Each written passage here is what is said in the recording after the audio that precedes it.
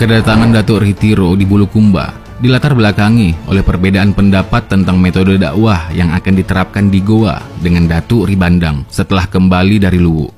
Dalam perjalanan kembali ke Goa, sesuai saran Raja Luwu, Datuk Ribandang dan Datuk Ritiro terlibat perdebatan kritis. Topik yang mereka perdebatkan berkenaan dengan aspek Islam yang seharusnya diprioritaskan dalam islamisasi. Datuk Ribandang berpendapat bahwa aspek syariah seharusnya dikedepankan dalam islamisasi di Goa karena sesuai dengan kondisi dan kebutuhan masyarakat pada saat itu. Sebaliknya, Datuk Ritiro memandang bahwa aspek tasawuf yang paling penting dikedepankan karena sesuai dengan selera masyarakat. Oleh karena perbedaan itu tidak dapat dikompromikan dan masing-masing sangat teguh pada pendirian, maka keduanya mengambil keputusan untuk menjalankan dakwah di daerah yang berbeda. Datuk Ribandang meneruskan perjalanan ke kerajaan Goa untuk menyebarkan Islam dengan penekanan pada syariah atau hukum Islam, karena ajaran tersebut sangat sesuai dengan masyarakat Goa yang sudah memiliki peradaban tinggi dan telah memiliki hukum-hukum adat yang mapan. Datuk Ritiro sendiri kemudian memutuskan untuk singgah dan menetap di Tiro Bulukumba dan mengembangkan ajaran tasawuf. Matulada 1976 halaman 29.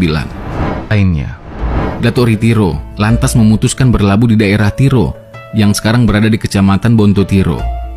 Salah satu sumber cerita rakyat setempat melukiskan kisah bahwa Datuk Ritiro mendarat di pesisir pantai Limbua dan dari situlah ia memulai penyebaran agama Islam.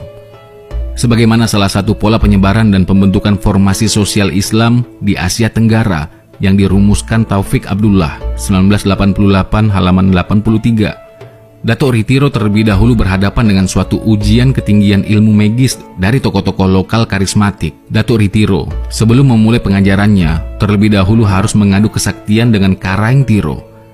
Apalagi kedatangannya sangat menarik perhatian karena diberitakan memiliki kekeramatan yang luar biasa. Tampaknya, pola permainan adu kesaktian atau kekuatan spiritual sering dihadapi oleh para wali dan ulama pionir Islam di masa lalu guna menegaskan jika perang tidak diperlukan. Hikayat Banjar misalnya menceritakan bahwa cahaya Raden Rahmat sudah cukup untuk membuat penguasa dari Jipang menjadi Islam, atau ketika penguasa Kutai dikalahkan Datuk Ribandang lewat adu kekuatan magis. Red 2011 B 179-180. Ada dua hal pertanyaan yang mesti dijawab. Yang pertama, bagaimana Datuk Ritiro menemukan negeri ini? Selanjutnya yang kedua, mengapa negeri Tiro dipilih sebagai tempat dakwah? Kedua pertanyaan ini penting untuk melihat pertimbangan strategis dakwah Islam masa-masa awal di negeri Tiro, Bulukumba pada khususnya, dan Sulawesi Selatan pada umumnya. Dari bukti arkeologis berupa keramik asing, negeri Tiro di masa lalu merupakan pelabuhan transit yang penting dalam menghubungkan sejumlah pusat kerajaan di dalam kawasan Teluk Bone dan wilayah timur atau barat Nusantara seperti Buton, Maluku, Ternate, Johor, Jawa, dan lain-lain. Dalam survei secara acak, ditemukan sejumlah fragmen keramik dari abad ke-14 Masehi, serta koleksi hasil penggalian masyarakat yang disimpan oleh keluarga keturunan Raja Tiro. Bukti arkeologis ini menunjukkan adanya aktivitas perdagangan yang sudah dinamis di pantai Tiro, sekurang-kurangnya sejak abad ke-14 Masehi. Dengan demikian, pilihan menjadikan negeri Tiro sebagai salah satu pusat penyebaran agama Islam juga berkaitan dengan kedudukan pentingnya dalam pelayaran niaga di abad pertengahan. Dari aspek geografis, wilayah negeri Tiro dapat menjadi pelabuhan transit, baik ketika musim barat maupun musim timur, sehingga ketika pelabuhan niaga Selayar tidak aman dari terjangan ombak, pantai Tiro dapat menjadi salah satu pilihan terdekat yang dapat ditemukan. Posisi strategis itu disebabkan pula pantai timur Pulau Selayar kurang baik untuk berlabuh, karena secara geomorfologis, kawasan tersebut didominasi tebing-tebing karang yang terjal. Sepanjang sejarah pelayaran, di pesisir timur Selayar hanya dikenal sedikit pelabuhan transit, di antaranya pelabuhan Balara yang berhubungan dengan pusat kekuasaan Kerajaan Buki. Dengan posisi tersebut, pelabuhan pantai Tiro agaknya dapat menjadi alternatif para pelaut dan pedagang pada saat musim timur. Pelabuhan alam di pesisir negeri Tiro memang sangat baik untuk berlabuh, sebagaimana sampai sekarang masih digunakan, seperti pelabuhan alam Biropa yang tampak lebih aman dibandingkan dengan Bira. Pemilihan wilayah Tiro sebagai salah satu pusat dakwah Islam di abad ke-17 Masehi oleh Datuk Ritiro juga tampak berkaitan dengan pembagian geografis, kawasan negeri Tiro, Bulukumba sekarang dapat diharapkan menjadi salah satu titik strategis memperluas pengaruh di bagian selatan Sulawesi Selatan.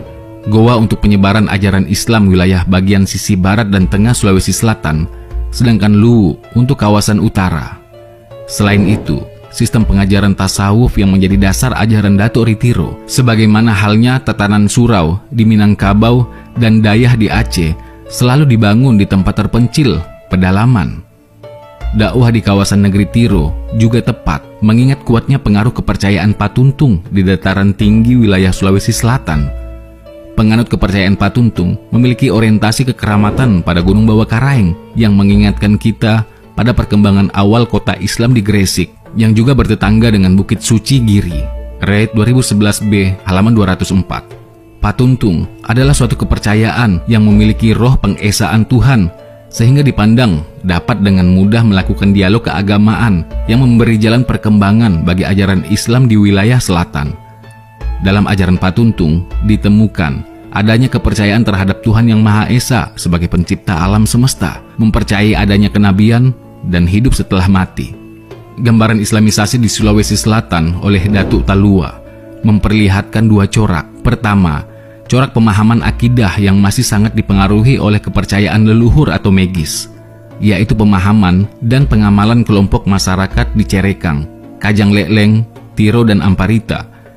Kedua, corak pemahaman dan pengamalan yang sudah didominasi oleh syariat atau hukum Islam yang diintegrasikan ke dalam Pangandaran, yaitu pemahaman dan pengamalan umat Islam di pusat-pusat kerajaan Luwu, Goa, Bone, Wajo, dan kerajaan-kerajaan lainnya di luar kelompok masyarakat yang tergolong masyarakat khusus. Meskipun demikian, perbedaan pemahaman ajaran agama Islam tidak dipersoalkan.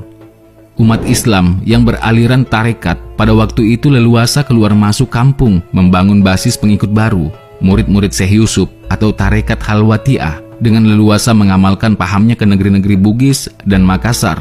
Begitu pula murid-murid Datuk Ritiro tidak memperoleh hambatan dalam melaksanakan acara ritual pada masyarakat yang berdiam pada bagian selatan Gunung Bawah Karaeng.